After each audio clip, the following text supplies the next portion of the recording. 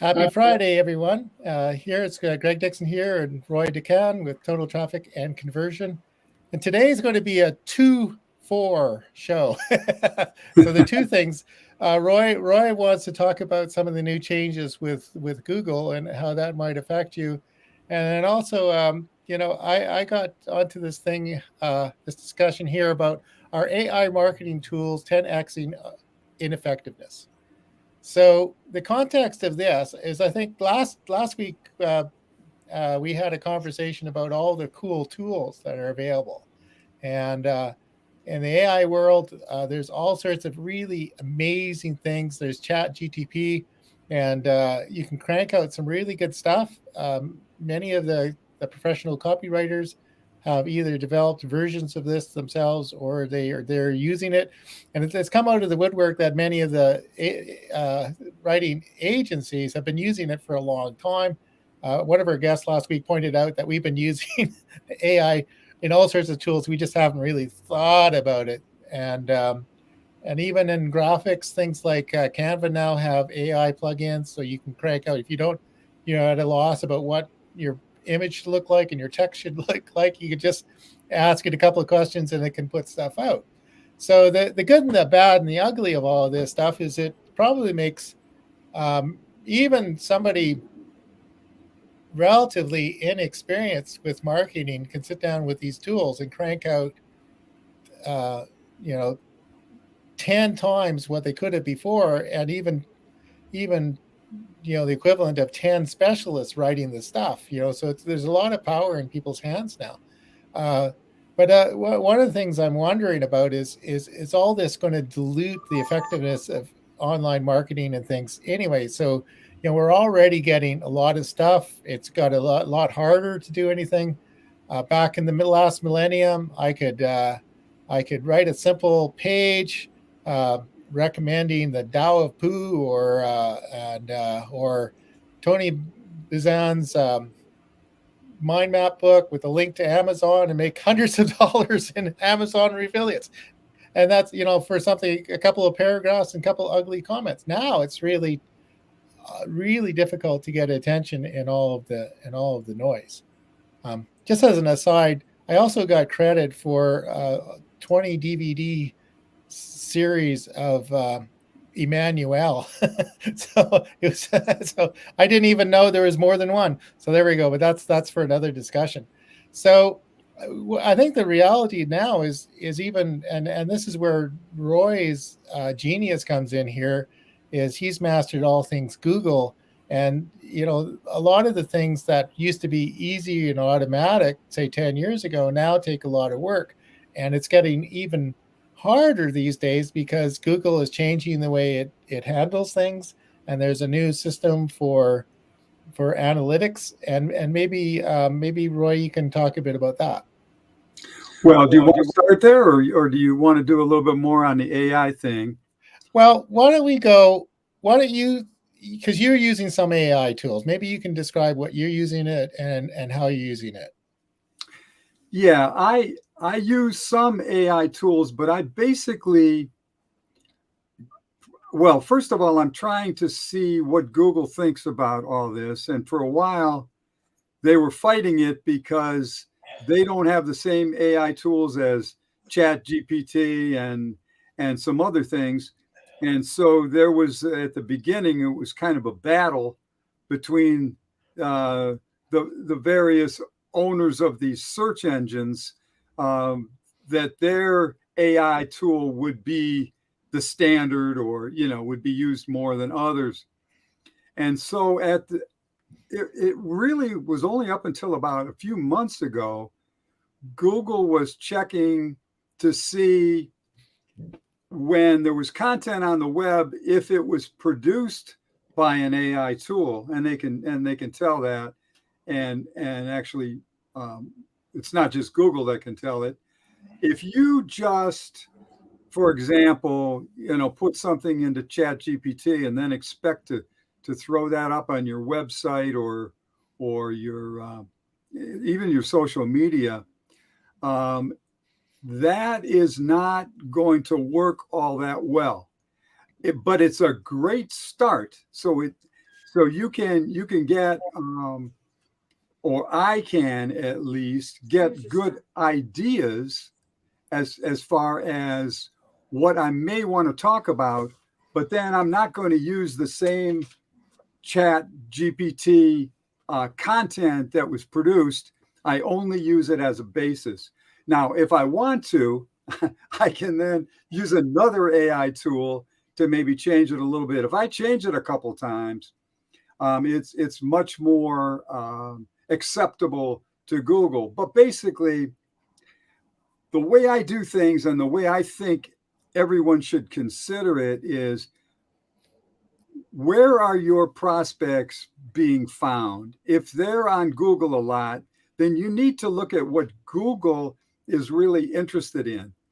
What Google is interested in is getting as many searchers that use Google as possible. So they are not going to send you free traffic if you are not going to cause a great user experience for the people that they recommend see your content. So if you're just going to throw AI content, specifically ChatGPT, but it could be others on there, it's not going to end up getting you a whole lot of traffic from Google. Now you look at Microsoft, and it's the same deal. Each of these search engines, the companies behind them, have specific things that they are trying to do. They all would love to sell ads, but beyond that, if they're going to give someone a lot of free traffic, meaning they're just going to recommend you, they want to make sure that the searcher that they recommend you to is happy with the result.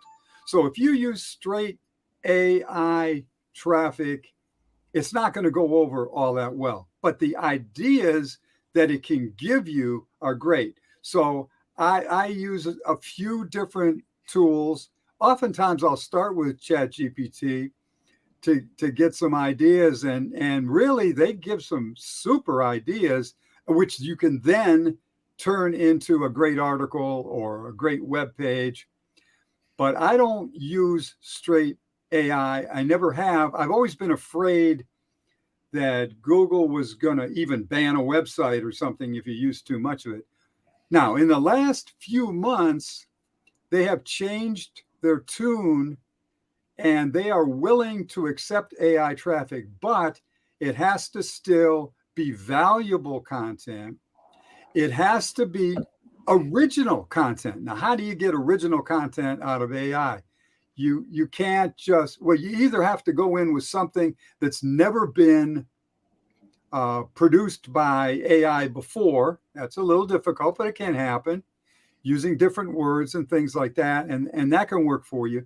But the easiest thing is to use them for ideas, and then go in and turn that into language that your prospects can understand by going into what has been suggested by various AI tools such as ChatGPT, but then enhancing it for your particular prospect. So it's a great starting point, but it's not a great ending point.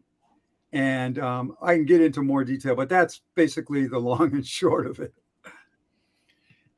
Yeah, I think you mentioned Microsoft and Yes. Bing. We've tended, both you and I have tended not to pay much attention to it, but now that they have an AI interface, it's actually kind of changing the game. Even though Google started this whole thing with a paper they wrote a few years ago, Yes. now Microsoft's gone and run with it. So I think we're going to see more traffic in our packages. I think you and I are going to have to consider bringing Microsoft and maybe even Apple into the equation with what we're doing a little bit more. I'm going to say like about the tools that I use. I use ChatGPT to write haiku and sonnets about maple donuts, but that's not highly productive. But I did get it to write some pretty good PHP code. It can do a lot of things, pretty amazing things. And the one thing that we have Roy and I and Betty have set ourselves a mission to write a series of books, and and an online membership, a course kind of thing, but starting with the books. And Roy's got a utility. He and I are both transcribing things that these broadcasts, right? Because we've got over the years, we've got probably 50 hours of pure gold here, right? But it's hard to go through. So you're transcribing, and I'm using an AI tool called Clarity Scribe that Ray Edwards put out. And he added this thing is where you can take the audio from a broadcast like this, and it'll create a transcript.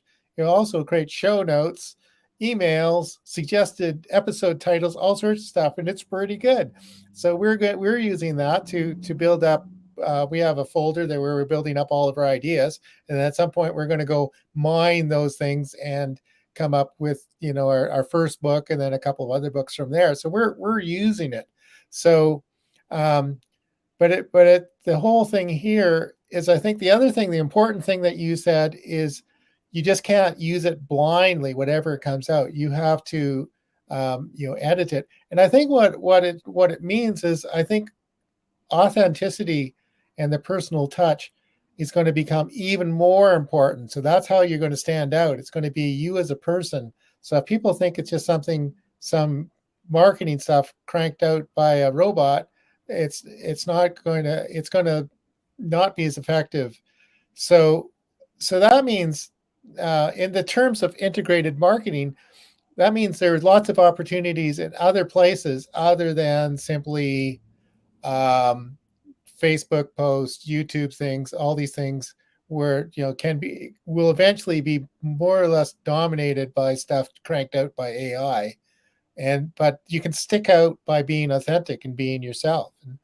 And some of the places I thought where that can be are networking groups. I've got mixed opinions about networking groups, but I think that's going to be even more important at this going forward, is because you get the personal touch in there, personal reach outs through LinkedIn and other places. And I think sometimes maybe you have to get offline. We've got a client now that it's not really getting traction online, and maybe her audience is she needs to get herself in doing presentations in front of groups in companies that might be interested in her service. And then things like we had invited David Foley to come on. He's a direct mail expert. He's I didn't give him enough warning, so he might be on next week or something. But he's a direct mail advocate. So that's the print goods that you send out by mail. And he sent out an email today about using how cruise ships are using print media to promote online auctions of art. So all that stuff can be highly effective, and even things like local billboards, sort of signs on the side of buses, signs on park benches or bus stops, all those kinds of things, radio, television, all those other things that we kind of got away from when we focused online. But maybe in addition to the online, some of those other things need to be considered. And I think that really fits into the line of your local niche domination, Roy, because you've got say a dentist in your area. You can you've set him up to really sell using all the Google tools, but some of the other things could be local print ads, local other things, just to get attention. So multiple channels are really the answer at this stage of the game. And so all the different ways that you need to produce the same information or similar information, the same message basically in each channel, it'll be slightly different. And AI can probably help with that too. Yeah. But I think people are going to get tired of AI. This is just my personal opinion. And I think they're really going to want to be able to talk to a real human being and know that it really is a real human being. So, Greg, when you point out that presenting either in person or in live events like this, it's going to become more important than ever before, because they'll know it's not AI. And so, but multi-channel marketing, I think, is really where it's all going at this stage of the game. And I personally like to have direct mail, or I don't care if it's a little stick-em sign put on my mailbox and all that kind of thing, because to me, I pay more attention to that than what I do online, because there is so much noise. And as Greg points out, there's going to be 10 times more or 100 times more, or who knows how many times more, once people start using all this AI stuff. So I like direct marketing, print media, pictures are good too. So I think when David can join us, he's going to have some good things to say, and I personally already believe in it. I have an associate, let's put it that way, who actually sends out handwritten letters. They're like postcards, but they're actually in an envelope, and they've got an image on the envelope itself and that kind of thing. And boy, does that work out well if you have a specific market you're trying to hit. And so, and then it's best if it's followed up with phone calls. And so there are all kinds of things that you can do, but coming at your prospects from all kinds of different directions, I think, is really the angle. Yeah, that's perfect. My wife Bonnie is very good with cards and little notes and thank you cards and appreciation, much better than I am. Yeah. And she will do various things, but she's send out cards, or a service like that can be really good. You can send out a little card, postcard, a greeting card to the people you've made contact with, and it makes a because not everybody does it anymore. It makes even more Yeah, impression, right? Because I think so. Yeah. you got something. Holy smoke! Somebody thought about enough about me to actually put a stamp on this thing and mail it. Yeah. When I first came to the Raleigh Durham area, and I had an Audi, and there weren't that many people that actually serviced Audis at the time. And I actually I found somebody. Well, it was a recommendation from someone else that I was working with, who had an Audi also. So there were a couple of us that did at that time. We're talking over 25 years ago. And then this person who actually serviced my Audi sent me a handwritten postcard. And I'll tell you, he had my business for, I don't know, a decade at least. And a lot of it was because of that handwritten postcard, which is so different than anything else that most service repair companies will ever do. That, I mean, I was so impressed that I never stopped being impressed. Of course, he did do good work too, but I never stopped being impressed for a decade from that. So I realized that, and I know, well, hey, what I try to do is, if I am attracted by something, then I consider using that for others, because there has to be more people than just myself that are attracted by a particular method. No, that's perfect, and that's a perfect low tech solution. Everybody now can go down and get a bunch of nice note cards, maybe even at the dollar store, and sit Yes. down and write just thank you notes to their current customers, or people they've had meetings with recently, and thanks, it's a good meeting you, or whatever, and that'll make a huge impression. Yeah, the most expensive part of the whole thing is the postage, but it's worth it. Yeah, but it's worth it. But Yeah. I think David will tell us like that even there are some really good tools. Like I think the U.S. Postal Service, and I know the Canadian Postal Service has a mailing thing where you can target demographics, and you can target area codes and things, and send out like postcards or mail, and they can handle it. I did a massive mail thing almost 30 years ago, where I bought a list. I hand printed and folded and licked every envelope. Yeah, I did that too. Yeah, so yeah, it was a lot of work, but it generated sales. Yeah, Now, that's same here. now Yeah. there are ways of doing that with much less manual work. Yeah, but that's still that old manual way. I still think it works the Yeah, no, best. and that's for sure. Like, and actually most people on, listening now could probably think of 10 or 20 people that they could send a note like that. It's Yeah. worthwhile just trying handwriting, as you say, handwriting, even though I can write legibly. Sometimes, doctors Well, would be astounded by my writing. But yeah, I mine's used to not. in elementary school, somebody said, "Yeah, Greg, one of the teachers said, I'd like to see us demonstrate how you write with your toes." But Yeah. Yeah, my handwriting is not that good either. But I mean, even if they can't read everything, I think that they're just impressed with the fact that they got a handwritten card or letter or something like that. So yeah, so that's a good homework assignment for everybody to go try that. I think the results can be quite spectacular, really. I think they'll be surprising for Yeah. sure. And it's like you're sending out a really good intention to the universe and it'll respond. Yeah. Yeah. Yeah. So is there anything else we want to share today?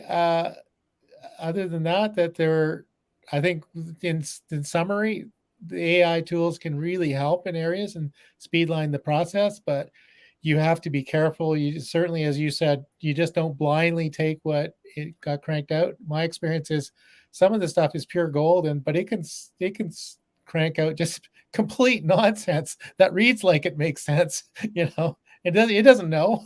So if you can give it a personal touch, edit it. Some writers, what they say they do is they use the AI to crank out the first draft like a junior copywriter would, and then they Yeah. run it through the next editing pass to give it the right spin that they want.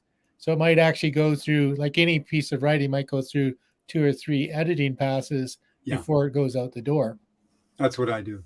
Yeah. Yeah. The only other thing I want to mention is that Google just did an update in March that if you're watching your ranking, you may have seen it drop.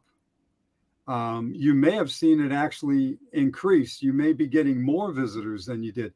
And the reason that you're getting either more or less is because of your content. Because right now, that's the thing that matters most with Google. And so when we bring this AI thing into play, if it's not good content, your ranking is going to take a dive. So it's more important now than ever. But what I want to bring up is if you know how to check your the amount of traffic that you're getting each day or each week or each month, you can see if it dropped. And if it dropped, it's probably your content that's the problem. Now you want to improve that content, and there's a number of ways to improve it, but basically it needs to be what the customer came there for. If they come there for a certain keyword, it needs to go into depth about that particular keyword, that particular topic. But anyway, Greg and I can get into that for you. If you can do it yourself, that's great. If you can't, you should have a session with us. We can either teach you how to do it, we can do it for you. But Google's changed now. It may have improved the amount of traffic, and if it did, now you know why.